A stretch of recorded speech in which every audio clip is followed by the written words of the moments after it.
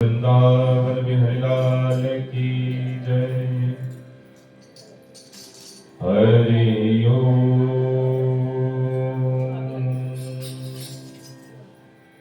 गुरुर्ब्रह्मा गुरुर्विष्णु गुरुर्देवो महेश्वरा। गुरुः साक्षात् परं ब्रह्मा तस्मै श्री गुरुवे नमः। ध्यानमूलं गुरुर्मूर्ति पूजामूलं गुरुर्पदम् मन्त्रमूलं गुरुर्वाक्या मोक्षमूलं गुरुर्कृपा। ध्येयं सदा परिमभग्नमभीष्टदोहम् तीर्थास्पदं शिवगिरिं चनुतं शरण्यं प्रत्यार्तिहं प्रणतपालभवाद्दिपूतं वन्दे महापुरुषते चरणारविन्दम्। चैतन्यं सुमनं मनं मनमनं मानं मनं मानसं मायाधावं धवधवं धवधवं धावं धव माधवम्। श्वासा सार सरं सरं सरसरं सारं सरं वासरं वैकुण्ठादिभवं भवं भव भवं भावं भव साभवम्। कृष्णाय वासुदेवाय हरये परमात्मने प्रणतां क्लेशनाशाय गोविन्दाय नमो नमः। आपदामपहर्तारं दातारां सर्वसम्पदां लोकाभिरामं श्रीरामं भूयो भूयो नमाम्यहम्। सब द्वारन को छोड़कर मैं आया हूँ तेरे द्वार। हे वृषभानु की लाडली कछु मेरी ओर निहार। हे वृषभानु की लाडली कछु मेरी ओर निहार। बोलो भक्त वत्सल भगवान की, बोलो वृंदावन बिहारी लाल की, बोलो सद्गुरुदेव भगवान की जय। आइए प्रभु कथा से पूर्व मन को पवित्र करते हुए नाम का आश्रय लें। सभी भाव से कहें। जहाँ ले चलोगे वहीं मैं चलूंगा। जहाँ ले चलोगे वहीं मैं चलूंगा। जहाँ नात रख लोगे, जहाँ नात रख लोगे वहीं मैं रहूंगा। जहाँ ले चलोगे वहीं मैं चलूंगा। जहाँ ले चलोगे वहीं मैं चलूंगा। ये जीवन समर्पित चरणों में तुम्हारे, तुम्ही मेरे सर्वस्व, तुम्ही प्राण प्यारे। ये जीवन समर्पित चरणों में तुम्हारे, तुम्ही मेरे सर्वस्व, तुम्ही प्राण प्यारे। तुम्हें छोड़ कर नाथ, तुम्हें छोड़ कर नाथ किस से कहूँगा। जहाँ ले चलोगे वहीं मैं चलूँगा। जहाँ ले चलोगे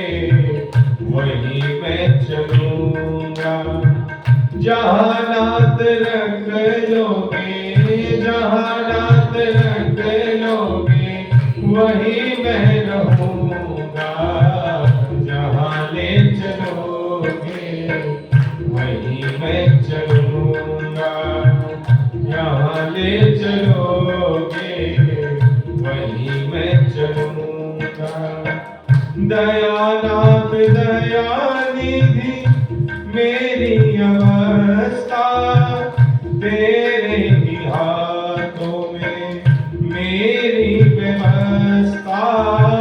दयानाथ दयानिधि मेरी अवस्था तेरे ही हाथों में मेरी व्यवस्था। जो भी कहोगे तुम, जो भी कहोगे तुम, वही मैं करूँगा। जहाँ ले चलोगे वही मैं चलूँगा। जहाँ ले चलोगे वही मैं चलूँगा। जहाँ नाथ रख लोगे, जहाँ नाथ रख लोगे वही मैं रहूँगा। जहाँ ले चलोगे वही मैं रहूँगा। जहाँ ले चलोगे वही मैं रहूँगा। जहाँ ले चलोगे वही मैं रहूँगा। बोल भक्त वत्सल भगवान की, बोल कार्तिक महात्म्य की जय। परम मंगल में भगवत स्वरूप अकारण करुणावरणालय भक्त वांछा कल्पतरु पीताम्बरधारी वृंदावन बिहारी प्रभु के पाद पद्मों का स्मरण करते हुए सुंदर पवित्र इस कार्तिक महात्म्य के अंतर्गत हम प्रभु की पावन पवित्र महिमा को श्रवण कर रहे हैं, जहां पर प्रभु जी महाराज और नारद जी का संवाद, जिसमें प्रभु जी महाराज नारद जी से कहते कि हे नारद जी, अब आप मुझे पुराण शास्त्रों को आप सब पुराण शास्त्रों को जानते हैं, कृपा करके बताइए कि कौन से देवता की कौन सी अर्थात कितनी प्रदक्षिणा कितनी परिक्रमा होती है और उसको करने से कौन कौन से पुण्य लाभ की प्राप्ति होती है, कृपा कर इसके बारे में बताएं। नारद जी कहते हैं कि सुनो राजन, माँ भगवती देवी की प्रदक्षिणा की जाए तो एक करनी चाहिए। सूर्य भगवान की 7 प्रदक्षिणा होती है। अग्नि देव की कहते उनकी भी 7 प्रदक्षिणा कही गई है। उसी प्रकार गणेश जी की कहते 3 प्रदक्षिणा होती है। भगवान महादेव की अर्ध प्रदक्षिणा होती है, आदि प्रदक्षिणा होती है। और पितरों की और विष्णु भगवान की कहते दोनों की ही 4-4 प्रदक्षिणा होती है। इस प्रदक्षिणा अर्थात भगवान की प्रदक्षिणा करने का अनंत गुना फल जीव को प्राप्त होता है। इस विषय में कहते गुरु बृहस्पति जी और जो इंद्र का संवाद हुआ है उसके बारे में मैं आपको बताता हूं।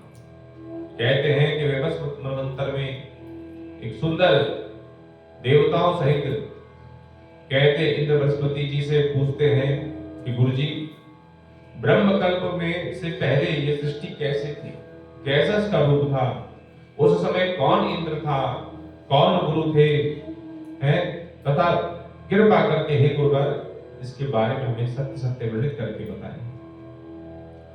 कहते हैं गुरु बृहस्पति जी कहने लगे कि सुनो राजन, इंद्र, हम इसके बारे में आपको बता नहीं सकते कि पुराने मनवंतर की कथा है, क्योंकि यह बात मनवंतर व्यतीत हुए अनेक समय निकल चुका है। आपके ही नगर में एक सुधर्मा नाम के व्यक्ति रहते हैं, वो अवश्य इसके बारे में आपको बता सकते हैं। उसके पास चलिए।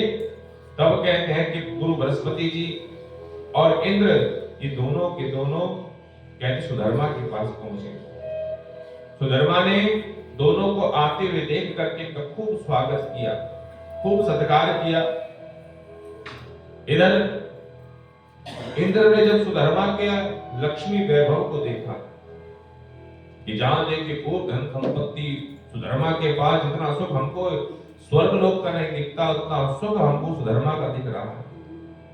उसे देख करके आश्चर्य हुआ, सुधर्मा से कहने लगे कि सुधर्मा, आपके पास इतनी लक्ष्मी कैसे प्राप्त हुई, कहां से प्राप्त हुई, क्या आपने ऐसा साधन किया, ऐसा कौन सा यज्ञ आपने किया है या ऐसा कौन सा तप आपने किया है जो आपके यहाँ लक्ष्मी जी इस प्रकार विराजमान है, और आपको ब्रह्मकल्प का भी सब कुछ ज्ञात है कि ब्रह्मकल्प में क्या क्या होगा, तो कृपा करके हमें इसको उसके बारे में बताएं। सुधर्मा कहने लगा, सुनो इंद्र जी महाराज, ये उस दिन में 14 मनु और इंद्र होते हैं, अर्थात ब्रह्मा जी के एक दिन में कहते 14 मनु और 14 ही इंद्र व्यतीत हो जाते, चले जाते हैं। हम विष्णु लोक के अर्थात ब्रह्मलोक से ऊपर जो विष्णु लोक है, कहते हैं वहां पर रहा करता था। वहां पर हमारे रहने का एवं ब्रह्मा जी के परम सुख का फल हमको वहां प्राप्त होता था, जिसमें हम गिनती नहीं कर सकते, इतना सुंदर वह योग था, ऐसा हुआ फल मिलता था, स्वर्ग जैसा सुख वहां मिलता था, जिससे आयु हमारी आयु इतनी हुई, सो हम आपसे क्या कहें। इसलिए हमको जो है पूरे मनवंतर का सब ज्ञात रहता है। मैं आपको अपने पुण्य के बारे में बताता हूं कि पूर्व जन्म में, पहले जन्म में मैं जो हूं, जब पक्षियों की योनि में हुआ तो उसमें गिद्ध की योनि में मुझे जन्म मिला, और मैं गिद्ध जो मांस का भक्षण करने वाला था, मांस खाने वाला था। तो ऐसा मेरा रूप था। और महाराज एक दिन ऐसा संयोग हुआ कि कार्तिक मास के शुक्ल पक्ष की 9वीं तिथि युक्त हो गई, और उस दिन मैं जो हूं अनायास भूख के मारे वित्त होता हुआ विष्णु भगवान के मंदिर में जा बैठा। सोचा कि यहां बैठ करके प्रतीक्षा करूं। एक शिकारी ने मुझ पर बाण मारा और बाण से घायल होकर के मैं वहीं गिरा पड़ा था, अचेत अवस्था में। बाण से घायल होकर के मंदिर के प्रांगण में पड़ा था। उसी प्रकार मैं मांस का भक्षी और कुछ वहां पर स्वान कुत्ते, वो भी मांस के भक्षी, उन्होंने मुझे जब अचेत अवस्था में देखा तो मुझे मारने के लिए चल पड़े, और मैं उनसे बचने के लिए भागने लगा। कहते एक कुत्ता क्या 3-4 कुत्ते मेरे पीछे पड़ गए, हे राजन, और मैं जो उस मंदिर की प्रतीक्षा लगाता गया, और कहते भागते भागते मेरे प्राणांतर था, मृत्यु हो गई। और कहते हैं इस प्रकार भगवान के मंदिर की चारों तरफ प्राण बचाने के लिए भागने के चक्कर में, कहते मेरे जो गिद्ध योनि के पाप थे, वो सारे जन्म के पाप निवृत्त हो गए, और मुझे भगवान के मंदिर में प्रदक्षिणा लगाने का अनायास फल मिल गया, जिससे भगवान मुझसे प्रसन्न हो गए और मुझे परम पद प्राप्त हो गया, जो मैं अब यहाँ के सामने सुधर्मा नाम से प्राप्त हुआ। स्वर्गलोक का फल मिल रहा है। कहते इस बात को सुनकर इंद्र बड़ा प्रसन्न हुआ, और कहते हैं भगवान की विधिवत कहते पूजन किए और प्रदक्षिणा भगवान की करी। इधर नारद जी महाराज पृथु जी से कहते हैं कि पृथु जी महाराज, इसी प्रकार इस कार्तिक मास की तिथि के अंतर्गत ये 9वीं तिथि जो है, ये बड़ी पवित्रता को देने वाली है, पुण्य को देने वाली है। इस दिन भगवान का पूजन और भगवान की प्रदक्षिणा अर्थात परिक्रमा, ये दोनों ही अनंत गुणा फल को देने वाले होते हैं। हमारे जीवन में किए हुए पापों का शमन करने वाले होते हैं। ये जो 9वीं की तिथि है कार्तिक मास की, कहते हैं सत्युग आदि समय से बनी हुई तिथि है, और इस तिथि में कोई भी दान पुण्य तप यज्ञ आदि जो भी करता है, कहते उसको अनंत गुणा फल मिलता है। वो गुण कभी टूटता नहीं, खंडित नहीं होता, इसलिए इसको अनंत गुणा फल देने वाला हो जाता है। हे श्री पृथु जी महाराज, और जो इस दिन प्रदक्षिणा करता है, जितने जितने पैर उसके चलते हैं, मानो उतनी उतनी प्रदक्षिणा का उसको पुण्य मिलता है, और अंतगत भाव उसकी कुल स्वयं तो तरता ही है, कहते चलने पर उसकी कुल का भी उद्धार हो जाता है। और कारणवश यदि मथुरा आदि नगरी हो तो कहते वहां की प्रदक्षिणा करने के तो फल को क्या कहना। और कहते यदि ये भी सुलभ ना हो, मथुरा आदि नगरी प्राप्त ना हो सके, तो कहते विष्णु भगवान का मंदिर हो, गौशाला हो, गाय हो या विप्र ब्राह्मण हो, तो कहते इनकी प्रदक्षिणा करने पर भी अनंत गुना फल मिलता है। शालिग्राम शिला हो और तुलसी युक्त शिला हो, तो कहते ऐसे स्थान की प्रदक्षिणा करने पर कहते हमको कोटि समुद्र अर्थात सप्त समुद्रों की प्रदक्षिणा करने का फल हे पृथु जी महाराज अनायास प्राप्त हो जाता है।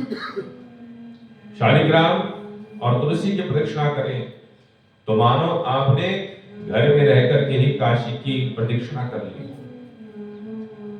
कह रहे जिस प्रकार हम ग्रहण काल में कुछ दान करते हैं तो दान का 10 लाख गुना फल मिलता है। उसी प्रकार माघ के महीने में गंगा जी का स्नान का पुण्य मिलता है और अश्वमेध यज्ञ करने पर भी अनंत गुना फल मिलता है। पर भगवान कहते हैं पृथु जी महाराज सुनो, इसी प्रकार जो माघ में स्नान करने का फल है और ग्रहण के काल में गोदान करने का जो फल है, वो कहते सारे फल शालिग्राम शिला और देव मंदिर की प्रदक्षिणा करने से ही व्यक्ति को अनायास प्राप्त हो जाते हैं। वो समान फल देते हैं। आपने आज मंदिर में प्रदक्षिणा कर ली तो मानो आपने जो है ग्रहण काल में गोदान का फल मिल गया, अश्वमेध यज्ञ का फल मिल गया है, बड़े बड़े यज्ञों का फल स्वतः ही हमको प्राप्त हो जाता है। हे पृथु जी महाराज इसी प्रकार आज के दिन हो सके तो कहते हैं आज का दिन जो है ये बड़ा पवित्र दिन कहलाता है। इस दिन ब्राह्मण, गौ, देव मंदिर, तुलसी वन, पुण्य है, साधु, वैरागी, जीवन मुक्त, गृहस्थ, पुराण, वेद, उपनिषद, ये सब कार्तिक मास के समय और नवमी तिथि में ग्राम अर्थात गांव में, नगर में विराजमान हो जाते हैं। सारे जितने तीर्थ हैं, जितने पुण्य हैं, जितने सुकर्म हैं, सिद्ध सिद्ध महात्मा पुरुष, ये सब के सब अदृश्य अवस्था में अर्थात रूप दर्शन नहीं होता पर अनायास ये सब इस ग्राम नगर में ही कहीं ना कहीं विराजमान हो जाते हैं। और इसी प्रकार हम आज जो है नगर भ्रमण करते हैं कि ताकि इन सिद्ध तीर्थों का, वो है वेद पुराण उपनिषदों का, तुलसी आदि का, पुण्यों का, इन सब की हम प्रदक्षिणा कर सके। हे ऋषियों, हे पृथु जी महाराज, इस प्रकार प्रातः काल उठकर के स्नान आदि से निवृत्त होकर के हो सके तो हाथ में कमंडल आदि दे करके है और भगवान की यात्रा प्रारंभ करनी चाहिए। यात्रा प्रारंभ करते समय मुख पर भगवत नाम का उच्चारण चलते रहना चाहिए।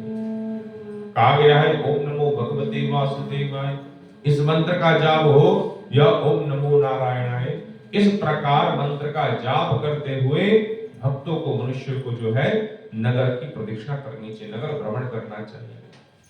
यदि नगर भ्रमण करते हुए कहते अधिक समय व्यतीत हो जाए, क्योंकि नगर भ्रमण का विधान जो है सूर्योदय से पहले कहा गया है, और यदि अनायास सूर्योदय हो जाए और तब प्रदक्षिणा करनी हो तो कहते हैं तब उस समय उस अवधि में देव मंदिर की प्रदक्षिणा कर लेनी चाहिए। शालिग्राम भगवान की प्रतिमा हो, मूर्ति हो, उसकी प्रदक्षिणा कर लेनी चाहिए। ये दो सुलभ ना हो तो विप्र अर्थात ब्राह्मण को देख करके इनकी प्रदक्षिणा कर लेनी चाहिए। तो कहते इस प्रकार प्रदक्षिणा करने पर हमको जो है नगर भ्रमण की प्रदक्षिणा का, वेद उपनिषदों की प्रदक्षिणा करने का, साधु संत महात्माओं की प्रदक्षिणा करने का फल अनायास प्राप्त हो जाता है। इसलिए हे ऋषियों, हे पृथु जी महाराज, इस प्रकार नगर भ्रमण करते हुए भगवत नाम का उच्चारण करते हुए इस विधि से हमको आज जो है नगर भ्रमण का कार्य संपादित करना चाहिए, संपन्न करना चाहिए। बोलो भक्त वत्सल भगवान की, बोलो कार्तिक महात्म्य की जय। श्री कृष्ण गोविंद हरे मुरारी, हे नाथ नारायण वासुदेवा। श्री कृष्ण गोविंद हरे मुरारी, हे नाथ नारायण वासुदेव। हे नाथ नारायण वासुदेवा, हे नाथ नारायण वासुदेवा। श्री कृष्ण गोविंद हरे मुरारी, हे नाथ नारायण वासुदेवा। श्री कृष्ण गोविंद हरे मुरारी, हे नाथ नारायण वासुदेवा। हे नाथ नारायण वासुदेवा हे नाथ नारायण वासुदेवा। बोलो भक्तवत्सल भगवान की जय। परसों जो है 2 तारीख को ही जो है देवउठनी एकादशी और एकादशी आदि व्रत होगा।